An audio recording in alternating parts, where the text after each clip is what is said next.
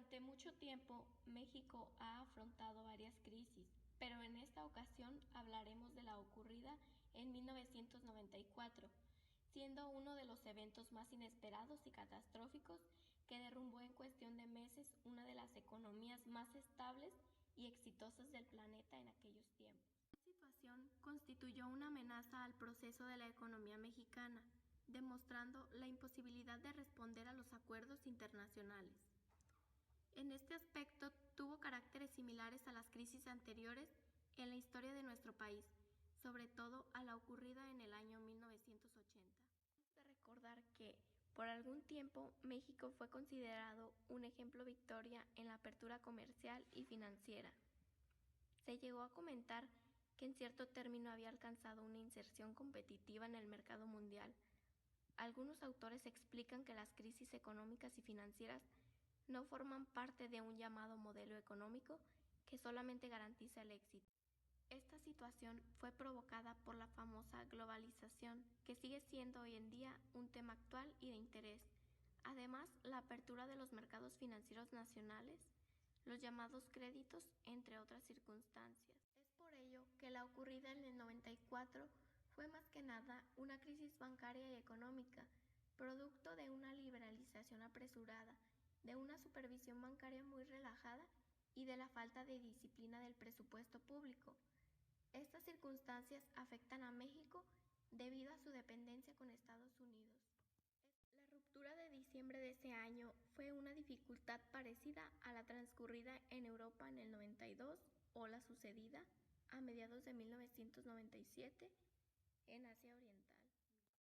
Pero ahora bien, centrándonos un poco en la historia, recordemos que en 1994 fue un año de elecciones para el cambio de gobierno en el país.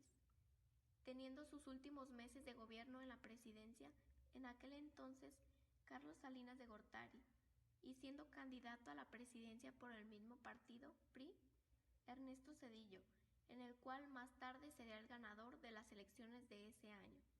Sin embargo, es entonces donde comienzan los movimientos de transición provocados por la lucha por el poder. Para hablar un poco más al tema, comencemos con ¿qué es una crisis económica? Autores lo definen como una fase determinada de un ciclo económico que se caracteriza por tener efectos negativos. Tales podrían ser como la recesión, contracción o depresión económica, lo cual quiere decir que en el flujo del dinero empieza a escasear. Es decir, un fenómeno frecuente de las sociedades contemporáneas, sobre todo las pertenecientes al llamado tercer mundo, cuyas bases industriales y económicas no siempre son muy sólidas o dependen del precio del mercado de la materia prima de exportación. Pero nos podremos preguntar, ¿qué originó esta crisis? Durante tiempo ha existido debate sobre los distintos factores que provocaron la crisis de 1994-1995. Uno de ellos fue la estructura de la deuda pública. Esta inestabilidad fue desencadenada por el ejercicio del gasto público, causa principal de la inflación, además del deseo de obtener un desarrollo rápido, creciendo en forma desorbitada la deuda externa. Además de que se produjo un continuo deterioro en las reservas internacionales del Banco de México. En el transcurso del año se realizó un cambio enorme en la composición de la deuda pública interna, consistente en una reducción de la participación de los bondes, que son los bonos con tasa de interés variable, los ajustabonos, que significa indizados a la inflación, y de los CETES, que quiere decir con tasa de interés fija. Así, en enero de 1994, los CETES representaban casi 58% de los valores gubernamentales en el mercado doméstico. En noviembre eran solo el 31%. El cambio correspondiente fue de 13 a 7% para los bondes y de 26 a 22% para los ajustabonos. Los tesobonos representaban 3% de los valores en enero, crecieron hasta 40% en noviembre. Las reservas se habían reducido. El resultado fue que el gobierno se quedó. En aquel entonces, cuando existía una clara delimitación entre los mercados financieros internacionales y nacionales, El financiamiento internacional adoptaba la forma de crédito bancario sindicado a largo plazo a estados nacionales y la economía mundial entraba en una coyuntura de encarecimiento muy grande del dinero a partir. Dentro de los sucesos ocurridos que se afrontaban de la crisis en 1994 y siendo causa principal la globalización, ocasionando así la apertura de los mercados financieros nacionales, la titularización y bursatilización del crédito, la primacía de inversión internacional de cartera, los fondos mutuales y los ataques especulativos masivos contra monedas nacionales vulnerables, la carencia de instituciones multilaterales de auxilio a los países afectados y la conversión de México en el principal receptor de las nuevas y más volátiles formas de inversión entre los países emergentes. La conjunción de esas condiciones internacionales con la nueva problemática interna de incorporación del país a la globalización y de modernización económica excluyente sin modernización política y social, dio un lugar a una combinación específica de factores cambiarios, financieros, productivos, sociales y políticos, que incidieron de distinta manera en la gestación y desencadenamiento de la crisis.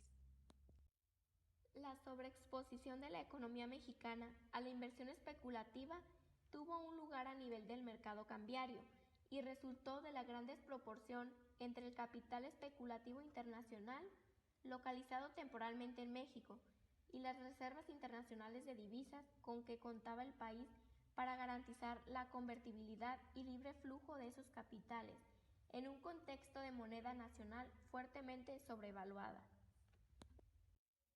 Ello se dio en momentos en que la economía nacional era extremadamente vulnerable a ataques especulativos en gran escala por la conjunción de otros factores financieros y monetarios adicionales como 1. Una alta deuda externa privada. 2. Un sistema bancario interno extremadamente vulnerable. Baja capitalización y alto endeudamiento externo. Aparición de un problema de cartera vencida. 3. Un entorno monetario extremadamente líquido, resultado de la sobreexpansión del crédito. 4.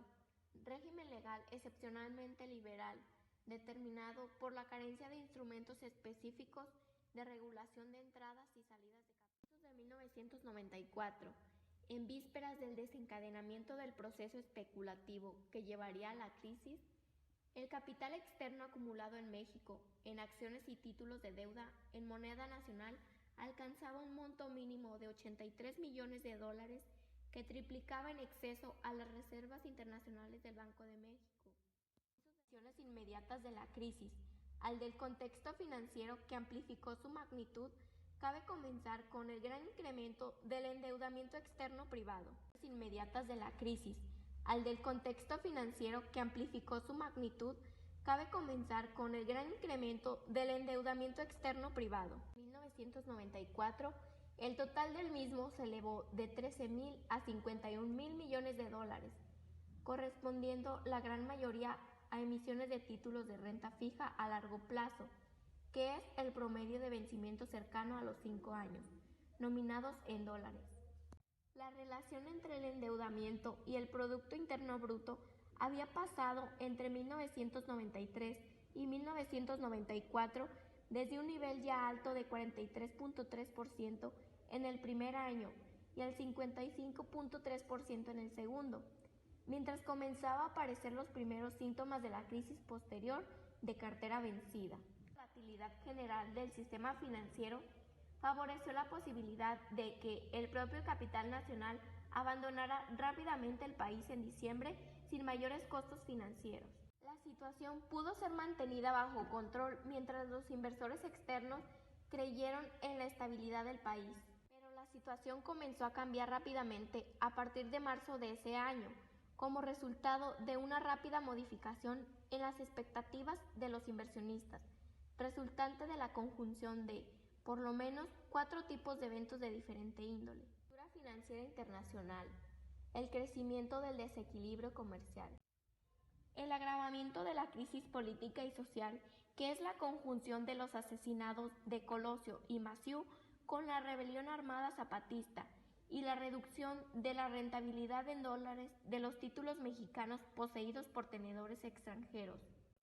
Esto dio un giro a la situación, que se tradujo las grandes salidas de capital y drenaje incontenible de divisas que condujeron a la macro devaluación del peso, que tuvo lugar en diciembre de 1994 y marzo de 1995, el proceso inflacionario que le siguió.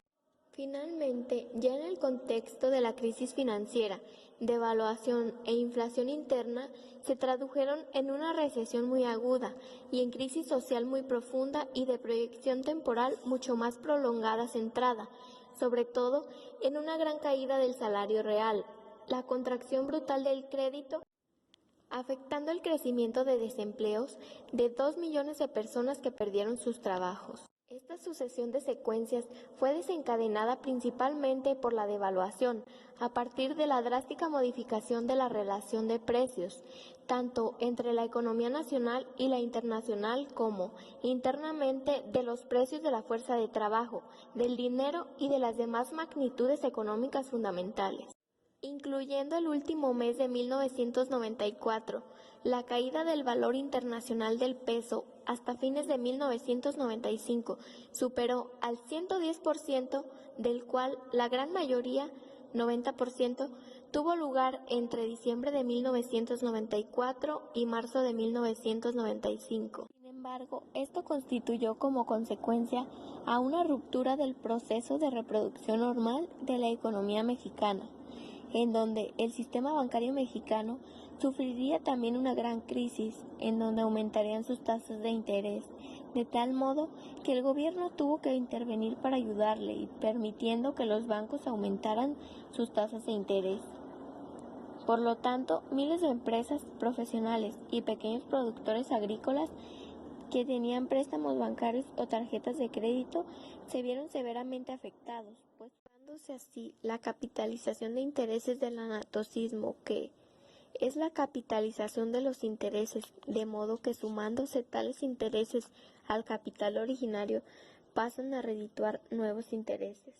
La última crisis económica desencadenada a raíz de la devaluación de diciembre de 1994 es la culminación hasta ahora de una situación general de inestabilidad financiera en la que ha vivido el país desde la década de los años 70, en la que están presentes la inflación o las políticas para controlarla o impedirla, y las devaluaciones recurrentes. Esta situación de inestabilidad fue desencadenada por el ejercicio deficitario de gasto público, causa principal de la inflación. Además, el deseo de obtener un desarrollo rápido que hizo crecer de forma desorbitada por primera vez a la deuda externa. Los cambios en la relación internacional y nacional de precios aceleraron la quiebra del sistema bancario, provocaron un drástico traslado de valor desde el trabajo al capital, arruinaron temporalmente a la endeudada clase media, indujeron otra profunda reestructuración de la empresa y el capital nacional, llevaron al drástico cambio en la dinámica comercial y financiera del sector externo de la economía mexicana.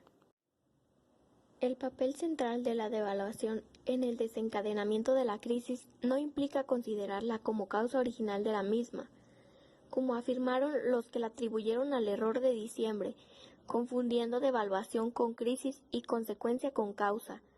La idea de que pudo sortearse la crisis evitando la devaluación carece de sustento. En las condiciones particulares del México ya situado en el umbral de la crisis, además, la alternativa deflacionaria hubiera demandado la imposición de tasas exórbitamente altas de interés, que por su propia magnitud podrían haber provocado consecuencias opuestas a las que pretendía. La macrodevaluación de diciembre resultó, por el contrario, de las urgencias de una crisis declarada que había escapado completamente de las manos de los operadores gubernamentales, que se limitaron.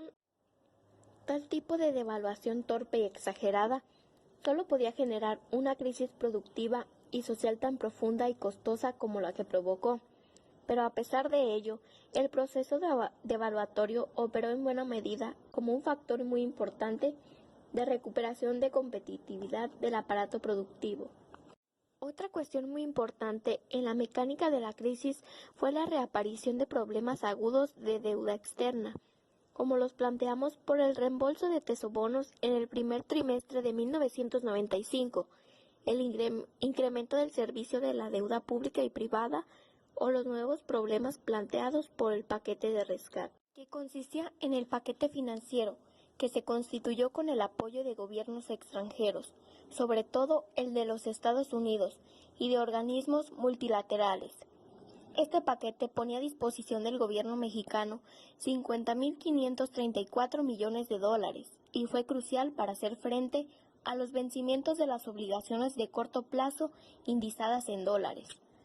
El origen de estos recursos era el siguiente: 20.000 millones de dólares del llamado Fondo de Estabilización del Tesoro de los Estados Unidos, 17.750 millones de dólares del Fondo Monetario Internacional, 10.000 millones de dólares del Banco Internacional de Pagos y 2.787 millones de dólares del Banco Mundial. De los fondos involucrados en el rescate de 1995, el balance una vez terminada la crisis, contrariamente a lo que podría suponerse, no fue un aumento drástico de la deuda pública en relación con el Producto Interno Bruto, sino más bien un cambio en la composición de la misma. En 1995 fue en el año en que se amortizaron los tesobonos usando recursos del paquete financiero creado para ayudar al gobierno mexicano a salir de la crisis. Estuvo como consecuencia un cambio en la composición de la deuda pública mexicana entre interna y externa, reduciendo la primera pero aumentando la segunda. Como porcentaje del Producto Interno Bruto, la deuda pública externa neta aumentó de 26.8 a 32.4%. Aunque nuestro estudio se ha restringido a la deuda pública, conviene mencionar al menos someramente un punto respecto de la deuda privada, más precisamente sobre la deuda externa del sector privado no bancario. Desde 1995, esta deuda ha experimentado un crecimiento vertiginoso, duplicándose en el periodo de 1995 a 2001, al pasar de 31.000 millones a 61.800 millones de dólares y llegar a la cifra de 72.800 millones de dólares en 2003. Este endeudamiento corresponde primordialmente a un grupo de grandes empresas que han incrementado la proporción de financiamiento externo en relación con el interno en la última década. El volumen de deuda en relación con el tema de la economía es reducido tanto en términos internacionales como en términos históricos. Sin embargo, no es este el aspecto que la hace diferente del estado que guardaba hace 26 años.